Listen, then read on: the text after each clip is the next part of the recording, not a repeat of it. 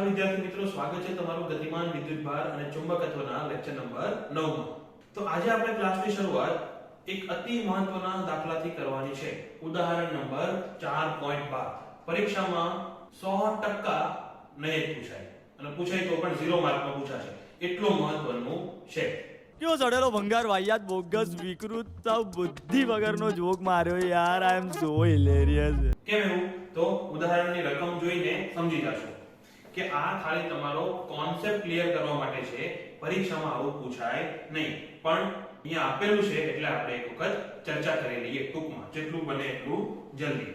તો ઉદાહરણનો ભાગ એ એવું કહે છે, એક વર્તુળાકાર પૂંછડું લીસા સમક્ષિતિજ સમતલ પર રહેલું છે। એવું કોઈ નિયમિત ચુંબકીય ક્ષેત્ર ઉત્પન્ન કરી શકાય કે જેથી ગૂંચળું જાતે શિરોલંબ અક્ષને અનુલક્ષીને ભ્રમણ કરવા લાગે। તો ધારો કે પાછું એક આપણે ટેબલ બનાવીએ। આ છે ટેબલ, લીસું ટેબલ એકદમ, એની ઉપર તમે સ્કેટિંગ વગર પણ સ્લાઇડ કરી શકો એટલું લીસું ટેબલ છે। એની ઉપર આપણે એક ગૂંચળું આમ મૂકેલું છે સમક્ષિતિજ ટેબલ ઉપર। તો ગૂંચળાની અક્ષ કઈ બનશે? તો ગૂંચળાની અક્ષ બનશે આ શું બન્યું? તો કે ગૂંચળાની અક્ષ। હવે એવું ચુંબકીય ક્ષેત્ર આપણે ઉત્પન્ન કરવાનું છે કે ગૂંચળું શિરોલંબ અક્ષને અનુલક્ષીને ભ્રમણ કરે, મતલબ આ જ અક્ષને લક્ષીને અનુલક્ષીને ગૂંચળું ભ્રમણ કરે। આ સમજાય છે? ફરીથી ધારો કે આ છે ગૂંચળું, તો ગૂંચળું એના સમતલમાં જ ભ્રમણ કરવું જોઈએ, એની શિરોલંબ અક્ષને અનુલક્ષીને ભ્રમણ કરવું જોઈએ। આવું શક્ય બને કરવું? એવું શક્ય બને તો તમે કહી શકો કે એનો ટોર્ક ક્યાં છે? આ દિશામાં છે, હે ને? યા તો ઉપર હશે યા તો નીચે। જો ગૂંચળું આવી રીતે ભ્રમણ કરતું હોય, મતલબ ઉપરથી જોતા વિષમઘડી દિશામાં ભ્રમણ કરતું હોય તો એનો ટોર્ક ક્યાં આવશે? ઉપર। અને ઉપરથી જોતા સમઘડી દિશામાં ભ્રમણ કરતું હોય તો એનો ટોર્ક ક્યાં આવશે? નીચે। ચલો લખી જ નાખું। આ કોના માટે? વિષમઘડી દિશા માટે, અને આ કોના માટે? સમઘડી માટે। તો આવું શક્ય બને ખરું? ના। કેમ ના બને? તો જોઈએ, ચુંબકીય ક્ષેત્રને કારણે જે કંઈ પણ ટોર્ક લાગે એ કેવી રીતે લાગે? તો કે ટોર્ક બરાબર થાય I ગુણ્યા A ક્રોસ B। આ યાદ છે ને? આપણે I A બરાબર m લીધું હતું, એની પહેલા આપણી પાસે આ સૂત્ર હતું કે ટાઉ બરાબર ટાઉ સદિશ આવશે, કે ટાઉ બરાબર I A ક્રોસ B। એ શું છે? તો કે ગૂંચળાનો ક્ષેત્રફળ સદિશ। તો ગૂંચળાનો ક્ષેત્રફળ સદિશ ક્યાં આવે? ગૂંચળાની અક્ષની દિશામાં જ આવે। તો આ શું છે?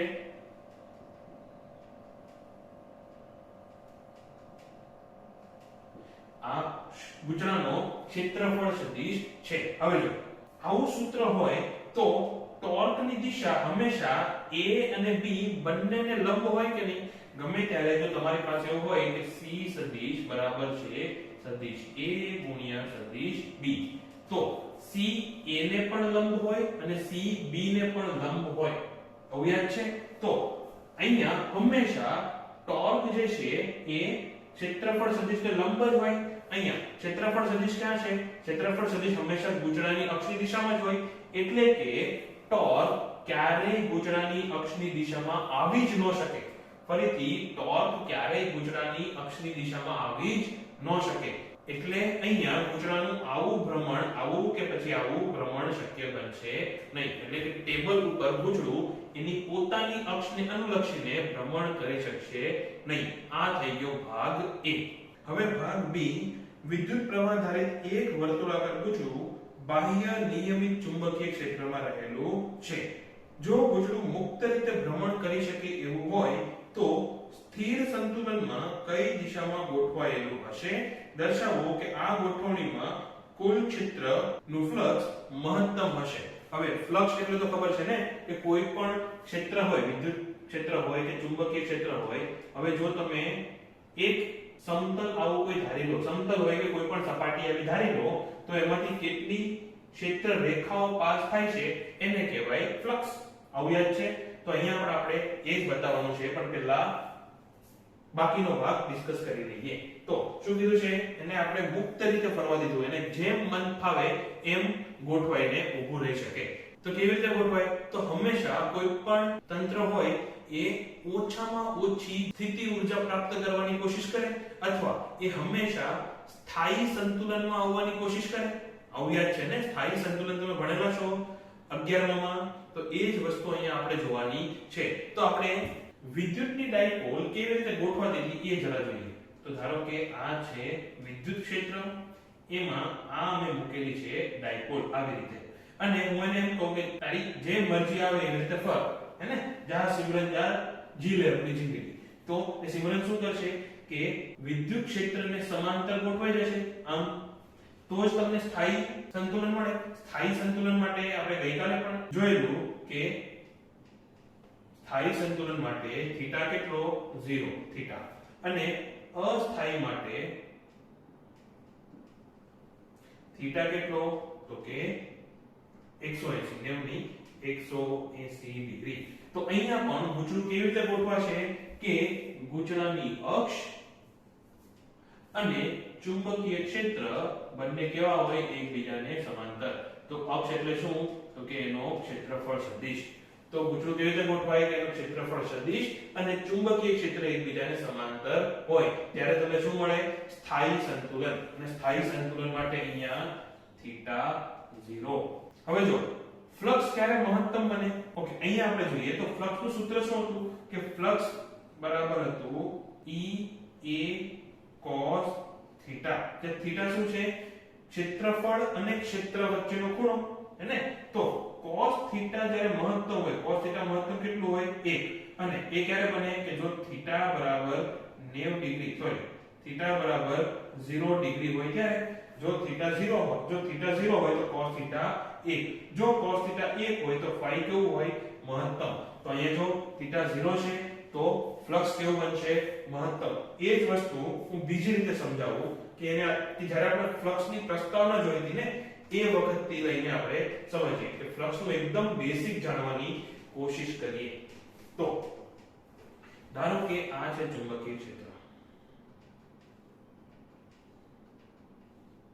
અને આ છે મારું સમતલ. આ ચોપડી જે છે એ છે સમતલ. હવે જો હું આમ રાખું તો કેટલી ક્ષેત્ર રેખા આમાંથી પસાર થાય છે? તો જો આ ક્ષેત્ર રેખા આ સમતલમાંથી પસાર થતી નથી. એ ક્ષેત્ર રેખા કેવી છે સમતલને સમાંતર, એને પસાર થઈ ન કહેવાય, એને કાપીને એક બાજુથી ઘૂસીને બીજી બાજુથી નીકળી જાય તો કહેવાય કે પસાર થઈ. તો અત્યારે જો આડું રાખું એટલે ક્ષેત્ર સદિશ કેવો તો એ ઊભો આવે આવી રીતે. તો બે વચ્ચે ખૂણો કેટલો છે કે થીટા બરાબર છે 90 ડિગ્રી, અને ત્યારે cos થીટા કેટલું થાય 0. એટલે કે ત્યારે ફ્લક્સ કેવું છે 0. હવે જો હું આ ક્ષેત્રફળ સદિશ છે ને એને થોડો ત્રાસો કરતો જાઉં આવી રીતે આમ કરે. તો જો આમ રાખું એ આમ, તો કેટલી લાઈન આમાંથી પસાર થાય છે તો આ એક લાઈન હજી પસાર થાય છે. તો હવે ફ્લક્સ કેટલું થયું 1. હવે ધીમે ધીમે હું ખૂણો આમ આડો કરતો જાઉં તો હવે જો હવે કેટલી રેખા પસાર થાય છે તો કે 3, 1 2 ને 3. હું એકદમ ઊભું કરી દઉં તો બધી જેટલી હતી એટલે ત્યારે 5 એ 5 ક્ષેત્ર રેખા આમાંથી પસાર થાય છે. અહીંયા ક્ષેત્રફળ સદિશ કેવો છે આડો. અહીંયા તો થીટા કેટલો થાય 0 ડિગ્રી, તો cos થીટા કેટલું થાય 1. એટલે કે આ કેવું થયું મહત્તમ અને આ કેવું થયું ન્યૂનતમ. સમજાય છે? તો ફરીથી જો ક્ષેત્રફળ સદિશ અને ચુંબકીય ક્ષેત્ર વચ્ચે ખૂણો 90 હોય તો ફ્લક્સ કેવું 0. પછી જેમ જેમ ખૂણો ઘટતો જાય એમ ફ્લક્સ કેવું થતું જાય વધતું જાય, અને જ્યારે થીટા 0 થાય ત્યારે ફ્લક્સ કેવું થાય મહત્તમ. તો અહીંયા પણ સેમ કે જો ગૂંચળું એ ચુંબકીય ક્ષેત્રને લંબ હોય અથવા ગૂંચળાનો ક્ષેત્રફળ સદિશ ચુંબકીય ક્ષેત્રને સમાંતર હોય તો ફ્લક્સ કેવું મળે મહત્તમ. ઓકે, તો આ જ વાત અહીંયા આપણે સાબિત કરવાની હતી. યાદ રાખવાની જરૂર નથી, ખાલી મગજમાં ક્લિયર રાખજો, પરીક્ષામાં આવું કંઈ પૂછાય નહીં. હવે ઓપ્શન ભાગ સી, અનિયમિત આકાર ધરાવતું વિદ્યુત પ્રવાહ ધારિત ગૂંચળું બાહ્ય નિયમિત ચુંબકીય ક્ષેત્રમાં રહેલું છે. જો તાર નરમ હોય મતલબ એકદમ ફ્લેક્સિબલ હોય તો શા માટે વર્તુળ આકાર ધારણ કરે? હવે ધારો કે હું એમ કહું કે L લંબાઈનો તાર તમને આપવામાં આવે છે, આવો કંઈક L લંબાઈનો તાર છે, એકદમ દોરી એકદમ ફ્લેક્સિબલ છે, ગમે એમ તમે એને વાળી શકો. આને તમારે જોડીને મતલબ આ બે છેડા વચ્ચે ગાંઠ મારીને એવો કંઈક આકાર બનાવવાનો છે કે જેથી ક્ષેત્રફળ મહત્તમ થાય. ફરીથી આને જોડીને એવો કંઈક આકાર બનાવવાનો છે કે જેથી ક્ષેત્રફળ મહત્તમ થાય, તો એ હંમેશા વર્તુળાકાર જ આવશે. એક કામ કરો, હું તમને એક એક્ટિવિટી કરવા માટે આપું. આ તમારા હોમવર્કનો ભાગ નથી, જો ઈચ્છા થાય તો કરજો. ઓકે, તો ધારો કે આની લંબાઈ છે l. કેટલી છે લંબાઈ? l. હવે આમાંથી તમારે અલગ અલગ આકાર બનાવવાના છે અને ક્ષેત્રફળ શોધવાનું છે. ધારો કે હું સમબાજુ ત્રિકોણ બનાવું, આમાંથી સમબાજુ ત્રિકોણ બનાવું તો આવો ત્રિકોણ બને, તો ત્રિકોણની બાજુની લંબાઈ કેટલી બનશે? l/2. અને આનું ક્ષેત્રફળ શોધવાનું છે. પછી ધારો કે આમાંથી હું ચોરસ l/2 નહીં, l/3 સોરી l/3. આમાંથી હું ધારો કે ચોરસ બનાવું તો આની લંબાઈ કેટલી થશે? l/4. અને આની લંબાઈ કેટલી થશે? l/4. પાછું આનું ક્ષેત્રફળ શોધો. એવી રીતે વર્તુળાકારે ગોઠવીએ તો એનો પરિઘ કેટલો થશે? l. તો l બરાબર થશે 2πr. તો r થશે l/2π. તો આનો ઉપયોગ કરીને એનું ક્ષેત્રફળ શોધો. તો આવી રીતે અલગ અલગ આકાર લઈને શોધો કે કયા આકાર માટે ક્ષેત્રફળ મહત્તમ આવે, અને એ આવશે વર્તુળાકાર. એટલે કે જો ક્ષેત્રફળ મહત્તમ હોય તો શું ફાયદો થાય? તો ફ્લક્સ મહત્તમ પસાર થશે અને કોઈ પણ ગૂંચળું એવી રીતે ગોઠવાય કે એમાંથી મહત્તમ ફ્લક્સ પસાર થાય. એટલે કે જો તમે અનિયમિત આકારવાળા ગૂંચળાને જો ચુંબકીય ક્ષેત્રમાં મૂકો અને જો એ ગૂંચળાનો તાર એકદમ લચીલો હોય તો એ કેવો આકાર ધારણ કરશે? વર્તુળાકાર. કેમ વર્તુળાકાર? કે વર્તુળાકાર હોય તો ક્ષેત્રફળ મહત્તમ, ક્ષેત્રફળ મહત્તમ હોય તો ફ્લક્સ મહત્તમ. તો આ થઈ ગયું ઉદાહરણ નંબર 4 તો હવે આપણે આગળના ક્લાસમાં જોયું હતું કે કોઈ પણ બંધ ગૂંચળું હોય તો એ એક ડાયપોલ તરીકે વર્તે, હેને? તો પછી વર્તુળાકાર ગૂંચળું હોય તો એનો શું આપ? એ પણ એક ડાયપોલ જેવું હોવું જોઈએ. તો એ આપણે સાબિત કરશું કે કોઈ પણ વર્તુળાકાર ગૂંચળું હોય ને એ પણ એક ડાયપોલ જેવું જ કામ આપે. તો જો વર્તુળાકાર ગૂંચળાની અક્ષ ઉપર ચુંબકીય ક્ષેત્ર કેટલું હોય તો એ આપણે શોધ્યું હતું, જો યાદ હોય તો. કે જો ધારો કે r ત્રિજ્યા વાળું વર્તુળ હોય, કેપિટલ R ત્રિજ્યા વાળું વર્તુળ હોય અને વર્તુળના કેન્દ્રથી x જેટલા અંતરે અક્ષ ઉપર આવેલો કોઈ બિંદુ P હોય. ફરીથી વર્તુળના કેન્દ્રથી x જેટલા અંતરે અક્ષ ઉપર આવેલું કોઈ બિંદુ P હોય તો ત્યાં ચુંબકીય ક્ષેત્ર કેટલું થતું હતું? તો કે B બરાબર μ0 I r નો વર્ગ છેદમાં 2 x નો વર્ગ વત્તા r નો વર્ગ આખાની 3/2 ઘાત. આવું કઈ યાદ આવે છે કે પછી? તો હવે આને આપણે વિદ્યુત ડાયપોલ સાથે સરખાવવું છે. હવે જો ધારો કે મારી પાસે એક વિદ્યુત ડાયપોલ છે આવી. આનો મતલબ અહીંયા મારી પાસે છે ઋણ વિદ્યુતભાર, અહીંયા મારી પાસે છે ધન વિદ્યુતભાર, હેને? હવે આ ડાયપોલની અક્ષ ઉપર કોઈ બિંદુ હોય P અને ડાયપોલના કેન્દ્રથી અંતર હોય x.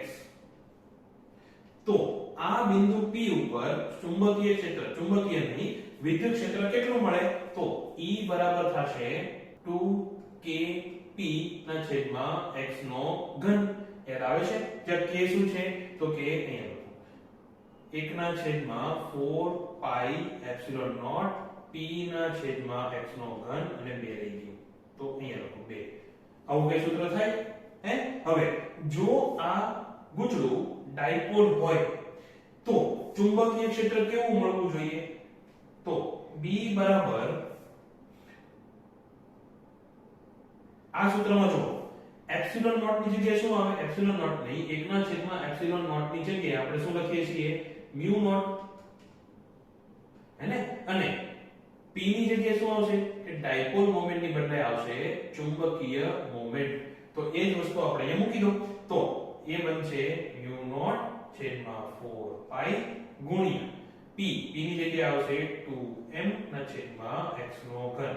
આવું કાંઈ સૂત્ર આવે આના માટે તો તમે એવું કહી શકો કે આ ગૂંચળું એક ડાયપોલની જેમ કામ આપે છે.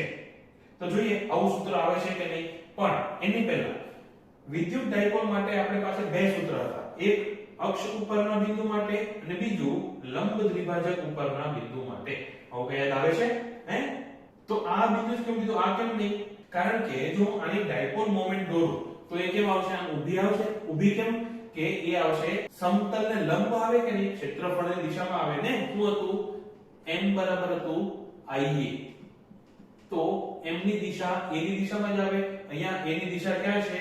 ઉપર. એટલે કે આ થઈ ગઈ ડાયપોલ મોમેન્ટની દિશા. અને બિંદુ ક્યાં છે? એની દિશામાં છે કે નહીં? અહીંયા પણ એવું હતું કે નહીં? હવે જો તમારે અહીંયા ક્યાંક શોધવાનું હોત તો આપણે આનું સૂત્ર વાપરો. એ કેટલું હતું? એ હતું kp ના છેદમાં x નો ઘન. એ પણ વાપરશું, એ પછી જોઈશું. અત્યારે આપણે આનું જ સૂત્ર કેમ લીધું સમજાઈ ગયું. કારણ કે બિંદુ p ક્યાં છે? તો કે ડાયપોલ મોમેન્ટની દિશામાં. એવી જ રીતે અહીંયા બિંદુ p ક્યાં છે? તો કે ડાયપોલ મોમેન્ટની દિશામાં. અને આપણે શું સાબિત કરવાનું છે? કે b નું સૂત્ર આવું કંઈક બનવું જોઈએ. તો જોઈએ હવે શું થાય છે. તો હવે જો અહીંયા આમાં આપણી પાસે m છે, ત્યાં m નથી, પણ આપણે m ને ત્યાં એડજસ્ટ કરી શકાય ખરો પાટિયા બેહાડીને. તો જો m બરાબર શું થાય? ia થાય. અને ia એટલે શું? કે I pi r નો વર્ગ, હે ને? ક્ષેત્રફળનું સૂત્ર pi r સ્ક્વેર. તો r પણ કેવો? કેપિટલ. હા, તો I છે આપણી પાસે, હા. r સ્ક્વેર છે, હા. શું નથી? pi. તો આપણે કામ કરીએ, અંશમાં અને છેદમાં pi વડે ગુણી નાખીએ. તો એ શું થશે? mu naught I pi r square છેદમાં 2 pi ગુણ્યા x સ્ક્વેર વત્તા r સ્ક્વેર ની 3/2. હવે જો x એ r કરતા ખૂબ જ મોટો હોય, જો x એ very greater than r હોય, તો શું થશે? તો r સ્ક્વેર ને x સ્ક્વેર ની સાપેક્ષે અવગણી શકાય. તો અહીંયા આપણી પાસે વધશે mu naught I r નો વર્ગ છેદમાં 2 pi. હવે જો x સ્ક્વેર અને r સ્ક્વેર માંથી શું વધ્યું? અહીંયા આપણી પાસે x સ્ક્વેર ની 3/2 એટલે x નો ઘન. તો x નો ઘન પણ અહીંયા આપણી પાસે આવી ગયો. વધ્યું શું? તો આ બગડો નથી અને અહીંયા આ બગડો નથી અને m નથી. તો જો I r સ્ક્વેર એટલે શું થઈ ગયું? એક મિનિટ, અહીંયા પાઈ રહી ગયો. તો પાઈ r સ્ક્વેર એટલે શું થઈ ગયું? a થઈ ગયો. તો માટે b બરાબર mu naught છેદમાં 2 pi ગુણ્યા I a છેદમાં x નો ઘન. અને mu naught છેદમાં 2 pi I a એટલે m ના છેદમાં x નો ઘન. એક જ વસ્તુ વધી. હવે આમ તો બે વસ્તુ, કે અહીંયા બગડો નથી અને અહીંયા ચોગડો નથી. તો શું કરશું આપણે? તો એને આપણે 2/2 વડે ગુણી અને ભાગી નાખશું, હે ને? તો આપણી પાસે આવશે mu naught ના છેદમાં 4 pi થઈ જશે. અહીંયા આપણે 2 વડે ગુણેલું છે છેદમાં અને 2 વડે ગુણેલું છે અંશમાં. તો 2m ના છેદમાં x નો ઘન. આવી ગયું સૂત્ર. તો હવે એ લખવાનું કે mu naught ની જગ્યાએ 1/epsilon naught અને m ની જગ્યાએ p મૂકતા વિદ્યુત ક્ષેત્રનું સૂત્ર આવે છે ક્યાં? અક્ષીય બિંદુ ઉપર. અને કેટલું હતું? તો કે 2kp ના છેદમાં x3. આ મેં શોર્ટમાં લખી નાખ્યું છે, નહીંતર આટલું લખવું પડે. કયું? આ સૂત્ર. કેમ ગયું? આ 1/4 2p ના છેદમાં x નો ઘન. અને એની સામ્યતા ઉપરથી તમે કહી શકો કે આ વિદ્યુત પ્રવાહ ધરાવતું વર્તુળાકાર પૂંછડું એક ચુંબકીય ડાયપોલની જેમ વર્તે છે. તો હવે આટલું લખવું હોય તો લખી નાખો, પછી આગળ થોડું હજુ ડિસ્કસ કરવાનું છે. ત્યાં સુધી હું આને ઉડાડી દઉં. હવે જો આ વર્તુળાકાર પૂંછડું છે ને, એના જ સમતલમાં અહીંયા ક્યાંક બિંદુ P રહેલું હોય x જેટલા અંતરે, તો ત્યાં મારે ચુંબકીય ક્ષેત્ર શોધવું છે. હવે જો આ બિંદુ P વર્તુળાકાર પૂંછડાની નીચે નથી, વર્તુળાકાર પૂંછડાના સમતલ ઉપર જ છે. ધારો કે ફરીથી ટેબલ ઉપર પૂંછડું મૂકેલું હોય, તો એ જ ટેબલ ઉપર અમુક x જેટલા અંતરે, ક્યાંથી? કેન્દ્રથી અમુક x જેટલા અંતરે બિંદુ P છે, ત્યાં મારે ચુંબકીય ક્ષેત્ર શોધવું છે. તો અહીંયા એક તો એમ્પિયર નો નિયમ કામ નહીં આવે. પછી સંકલન કરીને જો ચુંબકીય ક્ષેત્ર શોધવા જાઓ તો લાંબા થઈ જાવ. એટલે આપણે કંઈક જુગાડ બેસાડીએ. તો આની આપણે વિદ્યુત ડાયપોલ સાથેની સામ્યતાનો ઉપયોગ કરશું. તો ફરીથી ડાયપોલ મોમેન્ટ ક્યાં છે? આની ઉપર. બિંદુ P ક્યાં છે? અહીંયા છે. આમ સાઈડમાંથી જોજો દેખાય ને, બિંદુ P ક્યાં છે? એની બાજુમાં, હે?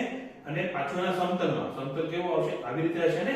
પેલું સમતલ ક્યાં આવે? અહીંયા. તો ફરીથી ડાયપોલ મોમેન્ટ ક્યાં છે આમ ઉપર અને બિંદુ P ક્યાં છે એના સમતલમાં તો આવી જ સામ્યતા વિદ્યુતમાં મારે જોતી હોય તો ફરીથી ધારો કે આ છે ડાયપોલ અહીંયા ઋણ વિદ્યુતભાર અહીંયા ધન વિદ્યુતભાર તો બિંદુ P ક્યાં છે એની નહીં એના લંબ દ્વિભાજક ઉપર હશે લંબ દ્વિભાજક ઉપર બિંદુ હોય તો વિદ્યુત ક્ષેત્રનું સૂત્ર શું થાય તો કે E બરાબર 2p ના છેદમાં x નો ઘન k રહી ગયો 2kp ના છેદમાં x નો ઘન અને k નું મૂલ્ય મૂકી દો તો 1 ના છેદમાં 2 ની આવે સોરી kp ના છેદમાં x નો ઘન તો 1 ના છેદમાં 4 pi epsilon naught p ની જગ્યાએ સોરી p ના છેદમાં x નો ઘન તો હવે બોલો ફરીથી મારે આવી રીતે આ બિંદુ P ઉપર ચુંબકીય ક્ષેત્ર શોધવું હોય તો આની જ સામ્યતા લેવાની કે નહીં હે ને તો એપ્સિલોન નોટ ની જગ્યાએ શું આવશે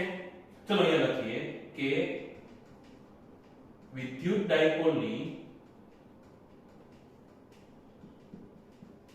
ડાયપોલના લંબ દ્વિભાજક ઉપર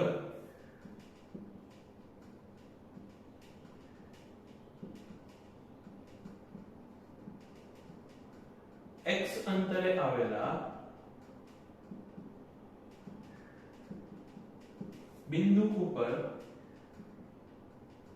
બિંદુ પાસે વિદ્યુત ક્ષેત્ર કેટલા મસ્ત હેન્ડરાઇટિંગ છે ને મારા એકદમ ગાંધીજી જેવા તો વચ્ચે તો ઠીક છે નહીંતર ચોપડીમાંથી વાંચો આ ભ છે દ્વિભાજક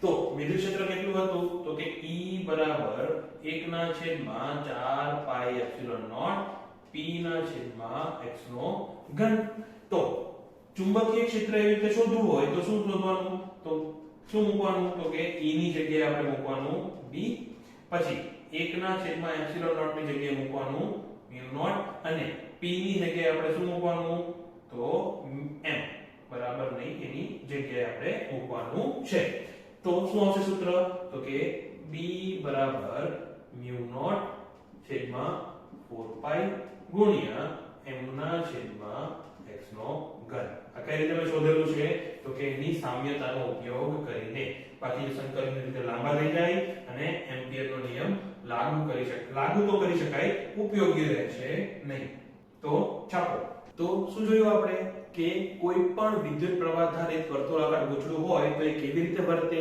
એક ડાયપોલની જેમ વર્તે અને ચુંબકીય ક્ષેત્ર પણ એવી જ રીતે ઉત્પન્ન કરે કે જાણે પોતે શું હોય એક ડાયપોલ હોય તો આ હતી એની સામ્યતા બેમાં ફરક શું વિદ્યુત ડાયપોલ અને ચુંબકીય ડાયપોલમાં ફરક શું તો વિદ્યુત ડાયપોલને તોડીને તમે સિંગલ ધ્રુવ મેળવી શકતા હતા અહીંયા એવું થશે નહીં તો એક જ ફરક છે બાકી બધી સામ્યતા અને આ જ વસ્તુનો ઉપયોગ કરીને એમ્પિયરે શું કીધું ખબર છે કે ચલો એનું બોલતો લખતો નથી એનું બોલી જાઓ કે વિશ્વમાં જેટલું પણ ચુંબકત્વ છે દુનિયામાં ક્યાંય પણ જે કાંઈ પણ ચુંબકત્વ તમને દેખાય છે એ આને જ આભારી છે મતલબ કે ઇલેક્ટ્રોન હોય એ ગોળ ગતિ કરતા હોય કે કોઈ પણ દ્રવ્યમાં ઇલેક્ટ્રોન શું કરતું હોય એના ન્યુક્લિયસની આસપાસ ભ્રમણ કરતા હોય તો એ ઇલેક્ટ્રોન શું થઈ ગયું એક પ્રવાહ આધારિત ગૂંચળું થઈ ગયું ઇલેક્ટ્રોન ગતિ કરે એટલે શું પ્રવાહ વહે છે અને એ પણ કેવી રીતે વહે છે તો કે વર્તુળાકારે તો એ શું થઈ ગયું એક વિદ્યુત પ્રવાહ આધારિત વર્તુળાકાર ગૂંચળું થઈ ગયું તો એના કારણે કઈક ચુંબકત્વ હોય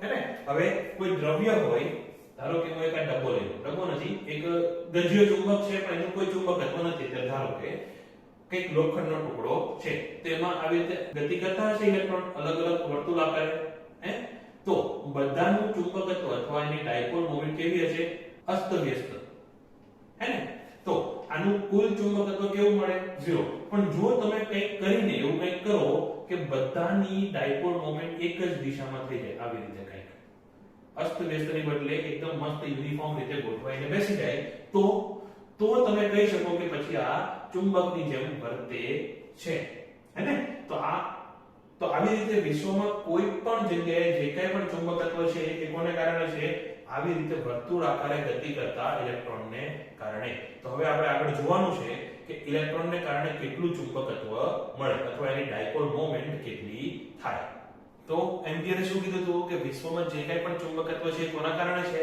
તો કે ઇલેક્ટ્રોન જે છે તે નાની ચુંબકીય ડાયપોલ ઉત્પન્ન કરે કેવી રીતે તો કે ગોળ ફરીને તો આપણે જોવાનું છે કે પરિભ્રમણ કરતા ઇલેક્ટ્રોનની ચુંબકીય ડાયપોલ મોમેન્ટ એ આપણે શોધવાનું છે. તો એમ્પિયરને આઈડિયા ડાયરેક્ટ નહોતો આવ્યો. સૌથી પહેલા બોહરે કીધું એક સ્કીમ હે. શું હતી એ સ્કીમ? એને પરમાણુનું એક મોડેલ આપ્યું. એની પહેલા અલગ અલગ મોડેલ હતા. એ અત્યારે ઇતિહાસમાં આપણે જવાનું નથી. એ આપણે જોઈશું આગળ 12મા ચેપ્ટરમાં આવશે. ત્યારે આપણે જોઈશું કે અલગ અલગ કેવા મોડેલ આપ્યા હતા. કે જ્યારે આપણે પહેલા ખબર નહોતી ને કે પરમાણુ કેવો હોય, તો અલગ અલગ રીતે કોઈ કે તરબૂચ જેવો હોય ને એવું અલગ અલગ મોડેલ આપેલા હતા. મોડેલ મોડેલ ક્યાં બોલ રહે? એમાંથી એક મોડેલ આપ્યું બોહરે. બોહરે શું કીધું કે ધન વિદ્યુત ભારિત કણ એ ક્યાં રહેલું છે? કેન્દ્રમાં. કેન્દ્રમાં ધન વિદ્યુત ભારિત કણ રહેલું છે અને ઋણ વિદ્યુત ભારિત ઇલેક્ટ્રોન એની આજુબાજુ વર્તુળાકાર કક્ષામાં ગોળ ગોળ ફરે છે. ફરીથી કેન્દ્ર કેવું છે? ધન વિદ્યુત ભારિત. એને શું કીધું? ન્યુક્લિયસ. અને ઋણ વિદ્યુત ભારિત ઇલેક્ટ્રોન એની આજુબાજુ વર્તુળાકાર ભ્રમણ કક્ષામાં ગતિ કરે છે. તો ધારો કે આ છે એક પરમાણુ અને એની પરમાણુ સંખ્યા છે Z. તો જો પરમાણુ સંખ્યા Z હોય તો કેન્દ્રમાં વિદ્યુતભાર કેટલો હોય? Ze જેટલો. અને કેવો હોય? તો કે ધન વિદ્યુતભાર. અત્યારે એનું કંઈ જ કામ નથી. અત્યારે આપણે વાત કરવાની છે ઇલેક્ટ્રોનની. તો એની આજુબાજુમાં ઇલેક્ટ્રોન આ જેટલી ત્રિજ્યાની ભ્રમણ કક્ષામાં v વેગથી ગતિ કરે છે. હવે જો એ ગતિ કરે કેવી ગતિ છે? આવર્ત ગતિ છે, હે ને? એ અમુક અમુક સમયે ગતિ કેવી થતી જાય છે? રિપીટ થતી જાય છે. તો એનો એક આવર્ત કાળ છે. તો ધારો કે આવર્ત કાળ છે t. તો ઇલેક્ટ્રોનનો આવર્ત કાળ કેટલો છે? t. હવે જો આવર્ત કાળ t હોય તો એની કઈ આવૃત્તિ હશે. તો અને આવૃત્તિ કેટલી છે? f. ધારો કે હવે જો એક ઇલેક્ટ્રોન છે એ ગોળ ગોળ ગોળ ગોળ ફરે છે. ધારો કે એનો આવર્ત કાળ છે 0.5 સેકન્ડ. એટલે કે અડધી સેકન્ડમાં એક ચકડું પૂરું કરે છે. તો એક સેકન્ડમાં કેટલું ચકડું પૂરું કરશે? તો બે ચકડા પૂરા કરશે, હે ને? એક સેકન્ડમાં અહીંયાથી બે વાર પસાર થશે. કોઈ એક બિંદુ લઈ લો. ધારો કે હું આ બિંદુને જોતો હોઉં તો એક સેકન્ડમાં ઇલેક્ટ્રોન કેટલી વાર પસાર થશે? બે વાર. કેવી રીતે શોધ્યું? તો આપણે શું કર્યું? આનો વ્યસ્ત લઈ લીધો. તો આપણે શોધ્યું શું? કે આવૃત્તિ. મતલબ ધારો કે એની આવૃત્તિ 10 હોય તો એક સેકન્ડમાં આ બિંદુ પાસેથી 10 વખત ઇલેક્ટ્રોન પાસ થશે, હે ને? તો હું ધારો કે અહીંયા બેઠો બેઠો ગણતો હોઉં તો મને શું દેખાય? એક ઇલેક્ટ્રોન ગયો, બીજો ગયો, ત્રીજો ગયો. એવી રીતે એક સેકન્ડમાં કેટલા ઇલેક્ટ્રોન જશે? 10. ભલે એનો ઇલેક્ટ્રોન ગોળ ફરીને પાછો આવે છે પણ મને થોડી ખબર છે. મને તો એવું લાગશે કે 10 ઇલેક્ટ્રોન ગયા એક સેકન્ડમાં, હે ને? તો અહીંયા પ્રવાહ કેટલો પસાર થશે? તો પ્રવાહ I બરાબર થશે ટોટલ કેટલો વિદ્યુતભાર ગયો? તો કે આવૃત્તિ ગુણ્યા E જેટલો. અને કેટલા સમયમાં ગયો? તો કે 1 સેકન્ડમાં. તો પ્રવાહ હંમેશા કેટલો થાય? તો કે Fe. આ સમજાય છે? પ્રવાહ Fe કેટલો થયો? આ કોના જેવું છે કે એક ઓવરમાં કેટલા બોલ નાખે? તો કે 6. 6 નહીં, એક જ બોલ નાખે પણ 6 વખત નાખે. એની જેમ અહીંયા એક જ ઇલેક્ટ્રોન 10 વખત નીકળે છે. પણ આપણે કેવું લાગે કે 10 ઇલેક્ટ્રોન એક સેકન્ડમાં અહીંયાથી પસાર થયા, હે ને? તો જો આવૃત્તિ f હોય તો વિદ્યુત પ્રવાહ કેટલો થયો અહીંયા? તો વિદ્યુત પ્રવાહ I બરાબર થશે Fe. અથવા એને જો આવર્ત કાળના રૂપમાં લખવું હોય તો મારે લખાય E ના છેદમાં t. કેમ? f બરાબર કેટલું છે? 1 ના છેદમાં t. તો વિદ્યુત પ્રવાહ અહીંયા કેટલો પસાર થાય છે? E ના છેદમાં t જેટલો. આમાં હવે કોઈ ડાઉટ રહેશે? ચોપડીમાં આ ડાયરેક્ટલી આપેલું છે. સીધું એવું લખી નાખ્યું છે કે વિદ્યુત પ્રવાહ E ના છેદમાં t જેટલો થાય. પણ કેમ એવું થાય? તો એનું ડિસ્કશન આપણે અહીંયા કરેલું છે. હવે જોઈએ આપણે કે t કેટલું થાય. તો જો ધારો કે આ ત્રિજ્યા r છે તો આખી લંબાઈ કેટલી થાય? 2πr જેટલી થાય. એટલે કે t સમયમાં કેટલું અંતર કાપે છે? 2πr જેટલું. કેટલા વેગથી? v વેગથી. તો મારે v શોધવું હોય તો શું લખાય? તો એ થાય 2πr કાપેલું અંતર છેદમાં સમય. આ સમજાય છે? v બરાબર 2πr ના છેદમાં t ક્યાંથી આવ્યું? તમે ગયા વર્ષે પણ ભણી ગયા છતાં એક વખત આપણે જોઈ લીધું. તો t બરાબર કેટલું થશે? t બરાબર થશે 2πr ના છેદમાં v. આટલું ક્લિયર, હે ને? તો આને અહીંયા મૂકી દો. તો આને કહી દો ઇક્વેશન નંબર 1 અને આને કહી દો 2.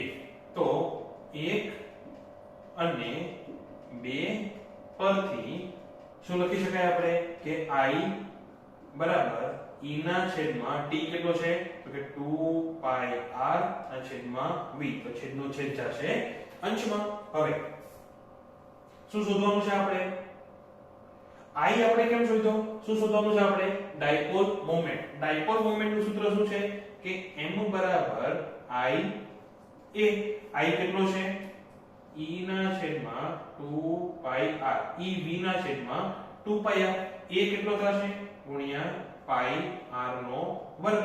હવે 1 r કેન્સલ પાઈ પાઈ કેન્સલ તો વધ્યું આપણી પાસે કે m બરાબર EV r ના છેદમાં 2 આને કહી દો ઇક્વેશન નંબર 3.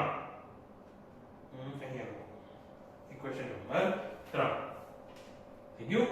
હવે તો આ થઈ ગયું ડાયપોલ મોમેન્ટ નું સૂત્ર. પણ હજી એમ્પિયર ને હક થયું નહીં. એને શું કીધું કે આને આપણે ગતિમાનના રૂપમાં લખીએ. ગતિમાન પણ કેવું કોણીય ગતિમાન અથવા કક્ષીય ગતિમાન. કેમ ગતિમાનના રૂપમાં તો ક્વોન્ટમ મિકેનિક્સમાં છે ને ગતિમાન અને કોણીય ગતિમાનનું મહત્વ ખૂબ જ વધારે છે. અત્યારે એમાં આપણે પડતા નથી પણ આને આપણે ગતિમાનના રૂપમાં ફેરવવું હોય તો કોણીય ગતિમાનનું સૂત્ર શું થાય તો L બરાબર આપણે લખાય mvr જેટલું હે ને. તો અહીંયા જો મૂકો અહીંયા આપણે m ગોઠવવું પડશે. હવે જો m માં થોડો લોચો લાગશે આપણે me કરી નાખીએ. કેમ me એટલે ઇલેક્ટ્રોનનું દળ, અહીંયા m એટલે ઇલેક્ટ્રોનની ડાયપોલ મોમેન્ટ.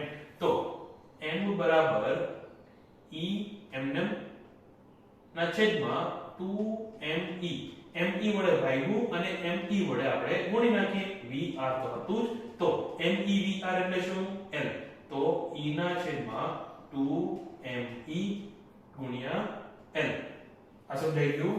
હવે જો l ને હું આ બાજુ છેદમાં લઈ લઉં. આ શું છે ડાયપોલ મોમેન્ટ. તો ડાયપોલ મોમેન્ટ ના છેદમાં l બરાબર શું મળે e ના છેદમાં 2me. આને શું કહેવાય જાયરોમેગ્નેટિક ગુણોત્તર અથવા જાયરોમેગ્નેટિક રેશિયો. ફરીથી જેમ મેં કીધું આનું ક્વોન્ટમ મિકેનિક્સમાં મહત્વ વધારે છે.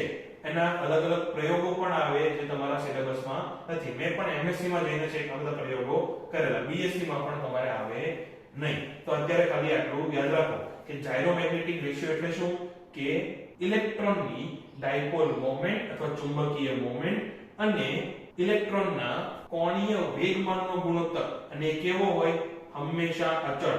એનો અચળનું મૂલ્ય જો તમારે શોધવું હોય તો એનું મૂલ્ય કેટલું 1.6 ગુણ્યા 10 ની માઈનસ 9 છેદમાં 2 ગુણ્યા me કેટલો છે me એટલે શું તો કે ઇલેક્ટ્રોનનું દળ. એ કેટલું હોય 9.1 ગુણ્યા 10 ની માઈનસ 31 ઘાત.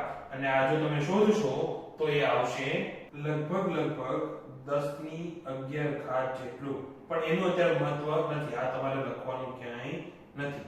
તો m ના છેદમાં l કેટલું આવે e ના છેદમાં 2me જેટલું. આને શું કહેવાય જાયરોમેગ્નેટિક ગુણોત્તર. હવે જો પાછું આની પર આવીએ.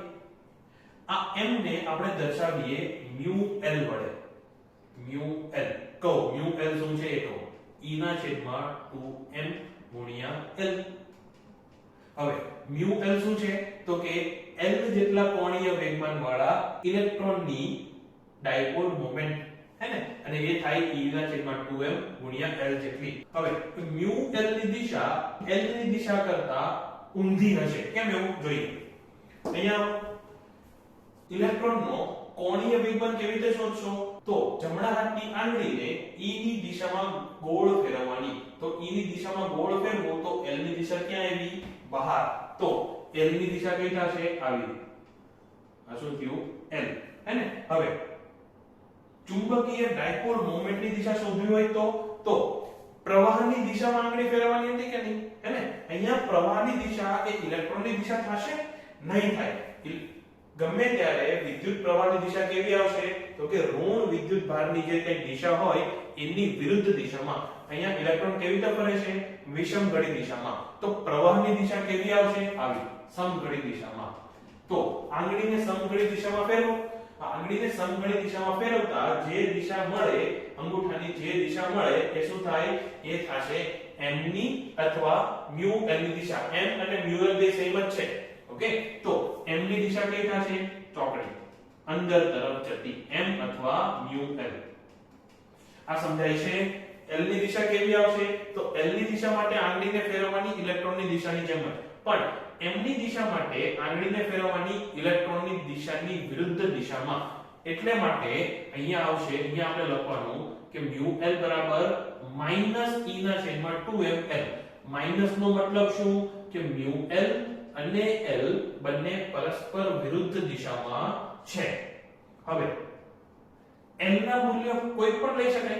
l નું મૂલ્ય તમે ગમે તે લઈ શકો, તો કે ના, l નું મૂલ્ય હંમેશા nh/2π જેટલું જ હોય, જ્યાં n બરાબર છે 1 2 3 કરતા કરતા અનંત સુધી.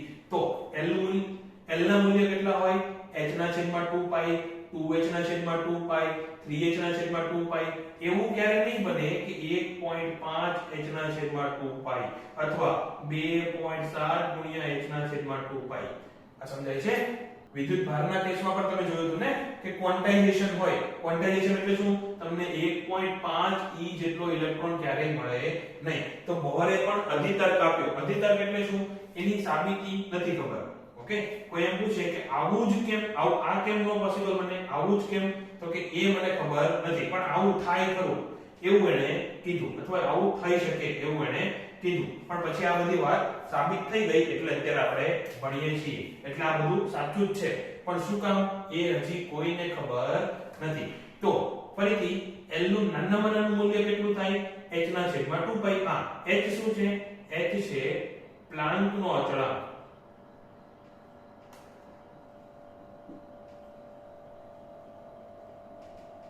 h શું છે? પ્લાન્કનો અચળાંક. અને એની કિંમત કેટલી છે? તો એ છે 6.626 ગુણ્યા 10 ની -34 ઘાત જૂલ સેકન્ડ. તો ફરીથી આને ભૂલી જાઓ, અહીંયા આવીએ પાછા કે l નું નાનામાં નાનું મૂલ્ય કેટલું હોય? તો એ થશે n બરાબર 1 માટે તો l થશે h/2π. તો એને ક્યાં મૂકીએ? અહીંયા. આપણે નાનામાં નાની ડાયપોલ મોમેન્ટ શોધવી છે. એમાં e ના છેદમાં 2m તો અચળ જ. હવે l નું નાનામાં નાનું મૂલ્ય કેટલું થાય? h ના છેદમાં 2m જેટલું. તો mu l કેટલું થશે? એ થશે e ના છેદમાં 2m ગુણ્યા h ના છેદમાં 2π. હે ને? તો એ થઈ ગયું e h ના છેદમાં 4m π. એ કેટલું થશે? તો e કેટલું? 1.6 ગુણ્યા 10 ની -19 ઘાત ગુણ્યા h કેટલું? 6.626 ગુણ્યા 10 ની -34 ઘાત છેદમાં 4 ગુણ્યા ઇલેક્ટ્રોનનું દળ કેટલું? me અને અહીંયા પણ ઓકે, અહીંયા me. ઇલેક્ટ્રોનનું દળ કેટલું? 9.1 ગુણ્યા 10 ની -31 ઘાત ગુણ્યા પાઈ. પાઈ એટલે 3.14. હવે આ તમે ગણો એટલી વાર હું જોઈ લો કે આટલું કઈ કપાતું નથી ને.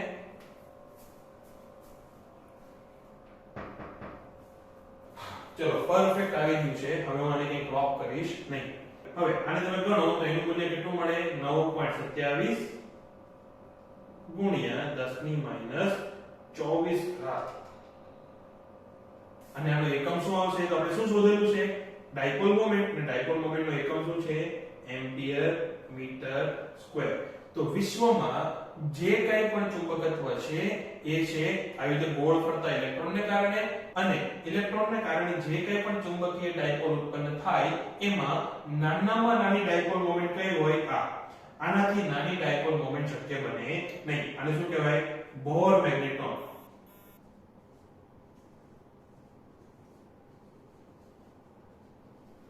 આને શું કહેવાય? બોર મેગ્નેટ્રોન. એટલે શું? નાનામાં નાની શક્ય ડાયપોલ મોમેન્ટ. તો છાપો.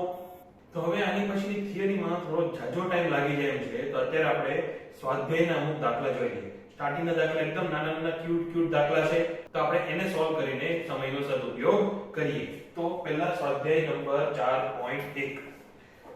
8 સેન્ટીમીટર ત્રિજ્યાવાળા 100 આંટા ધરાવતા તારના એક વર્તુળાકાર ગૂંચળામાંથી 0.40 એમ્પિયર વિદ્યુત પ્રવાહ વહે છે. તો ગૂંચળાના કેન્દ્ર પાસે ચુંબકીય ક્ષેત્રનું મૂલ્ય શોધવાનું છે. તો એ જો ત્રિજ્યા કેટલી આપેલી છે?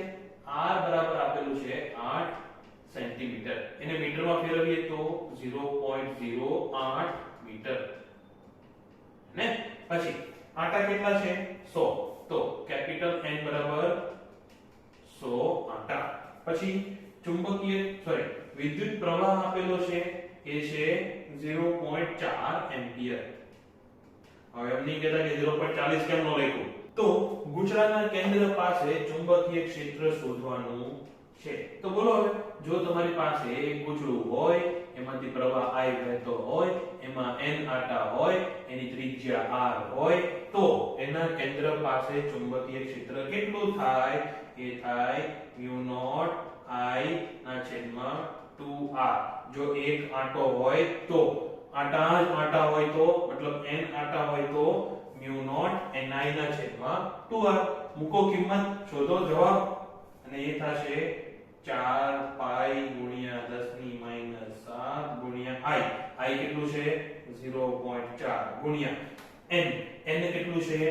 into 100 છેદમાં 2 ગુણ્યા r 0.08. શોધો.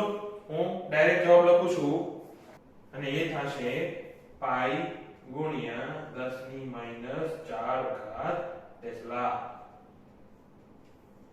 તમારે જવાબ પાછળથી લખવાનો નથી, અહીંયાથી લખવાનો છે, પણ આની પહેલા આ જાતે ગણજો. એક વખત તો ગણજો. મેં એક વખત ગણી લીધો એટલે મેં ડાયરેક્ટ જવાબ લખેલો છે. હવે સ્વાધ્યાય નંબર 4.2.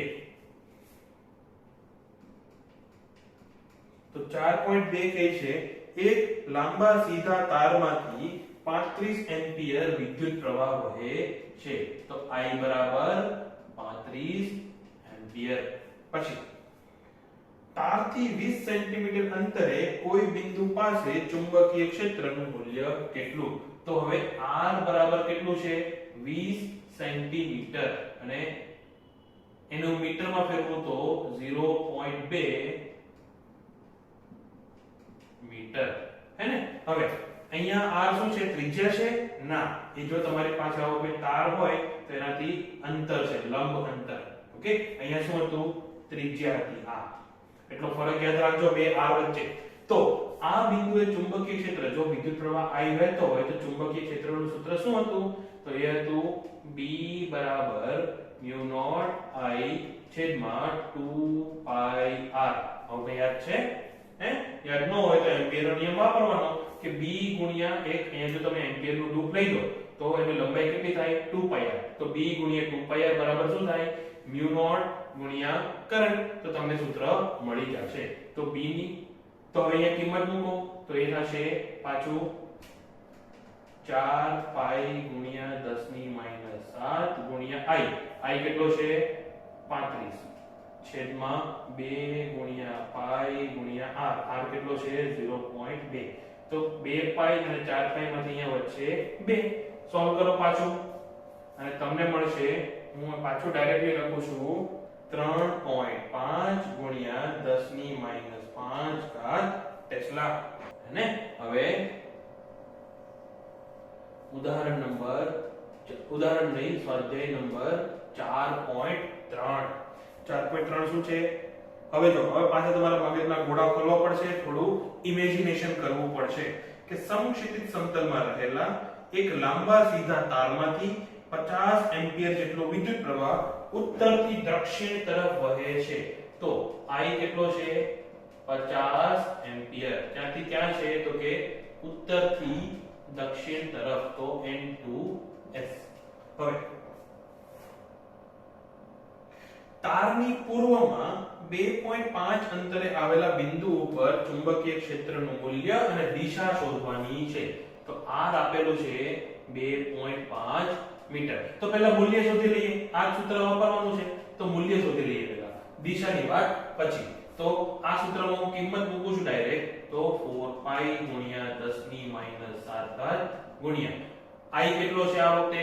50 એમ્પિયર છેદમાં 2 ગુણ્યા પાઈ પાઈ ક્યાં છે પાઈ પાઈ પાઈ હા ગુણ્યા 3.14 ગુણ્યા r કેટલો છે 2.5 તો એનું મૂલ્ય કેટલું આવશે તો 40 ગુણ્યા 10 ની માઈનસ 7 ઘાત ટેસ્લા અથવા 4 ગુણ્યા 10 ની માઈનસ 6 ઘાત ટેસ્લા મૂલ્ય તો થઈ ગયું હવે દિશાનો વારો તો જો કરંટ ક્યાંથી ક્યાં જાય છે ઉત્તર થી દક્ષિણ તરફ તો ધારો કે મારી પાછળ છે ઉત્તર તો મારી સામે કઈ દિશા થશે દક્ષિણ પછી મારી જમણી બાજુ કઈ દિશા આવશે પશ્ચિમ અને મારી ડાબી બાજુ કઈ દિશા આવશે પૂર્વ ફરીથી પાછળ ઉત્તર આગળ દક્ષિણ આ બાજુ પશ્ચિમ આ બાજુ પૂર્વ આ ન સમજાતું હોય તો ભારતના નકશા પ્રમાણે ઊભા રહી જાય મતલબ સામે છે સાઉથ ઇન્ડિયા એટલે દક્ષિણ પાછળ આવશે કાશ્મીર આ બાજુ આવશે ગુજરાત આ બાજુ આવશે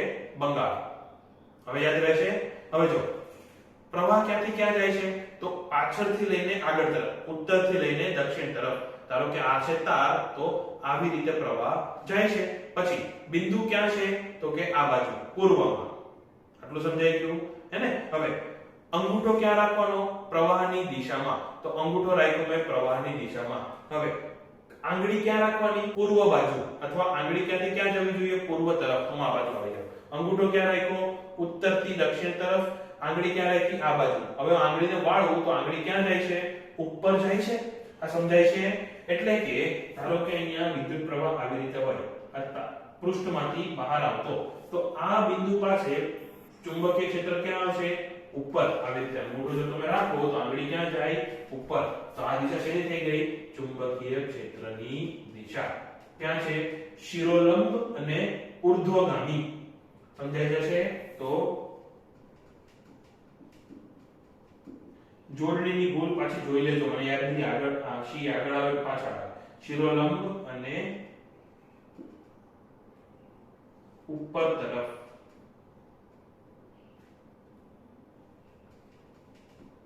ઓકે તો આ થઈ ગયું ઉદાહરણ નંબર 4.3 હવે ઉદાહરણ નંબર 4.4 માથા પરથી પસાર થતા વીજળીના તારમાંથી 90 એમ્પિયર જેટલો વિદ્યુત પ્રવાહ પૂર્વથી પશ્ચિમ તરફ વહે છે તો I બરાબર કેટલું છે 90 ક્યાંથી ક્યાં છે પૂર્વથી પશ્ચિમ હેને હવે જો દિશામાં ધ્યાન રાખજો દિશામાં થોડા ઘણા પણ અટવાશો ને તો અહીંયા ઉપરની બદલે જવાબ નીચે આવશે અને 1 માર્ક ઉડી જશે એક તો 2 માર્કનો દાખલો હોય એમાંથી 1 માર્ક ઉડી જાય કેમ પોસાય તો થોડું દિશા ઉપર ધ્યાન આપજો આ દિશા ડાયરેક્શન વાળી દિશા હવે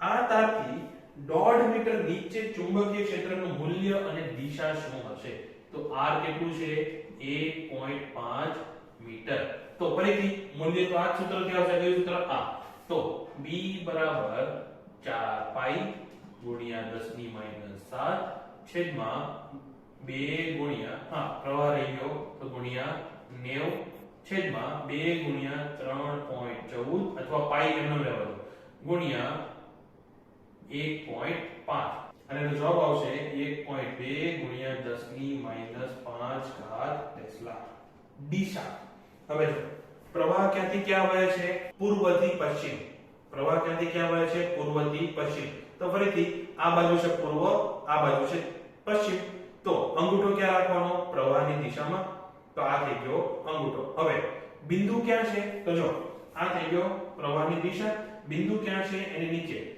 તાર ક્યાંથી પસાર થાય છે માથા ઉપરથી પસાર થાય છે ને તો અંગૂઠો રાખ્યો પ્રવાહની દિશામાં બિંદુ ક્યાં છે નીચે તો જો આંગળી નીચે રાખો તો હવે ગોળ ફેરવો તો આંગળી ક્યાં આવે છે બહાર તરફ આવે છે તો આંગળીની દિશા કેવી આવી બહાર તરફ તો ચુંબકીય ક્ષેત્રની દિશા કેવી થઈ બહાર તરફ હવે જો બહાર તરફ એટલે આ દિશામાં ફરીથી પૂર્વ ક્યાં છે અહીંયા પશ્ચિમ ક્યાં છે અહીંયા પ્રવાહ ક્યાંથી ક્યાં જાય છે તો આવી રીતે જાય તો પૂર્વથી પશ્ચિમ હવે ચુંબકીય ક્ષેત્ર ક્યાં મળ્યું તો આગળની દિશામાં એટલે આગળની દિશા કઈ હતી દક્ષિણ જો તમે આ બાજુ પશ્ચિમ બંગાળ આવે આ બાજુ ગુજરાત આવે એટલે ઉભા રહો તો સામે શું આવે તો સાઉથ ઇન્ડિયા આવે તો આ દિશા કેવી થઈ દક્ષિણ તો આ ક્યાં આવશે દક્ષિણ દિશામાં સમજાઈ ગયું તો આ થઈ ગયું ઉદાહરણ સ્વાધ્યાય નંબર 4.4 છેલ્લું. તો બસ આજના વિડીયોમાં આટલું જ. આશા રાખું કે તમને કંઈક મજા આવી હશે. આ દિશામાં અટવાતા નહીં, દિશા ઉપર ધ્યાન રાખજો. તો ચલો ભાગો.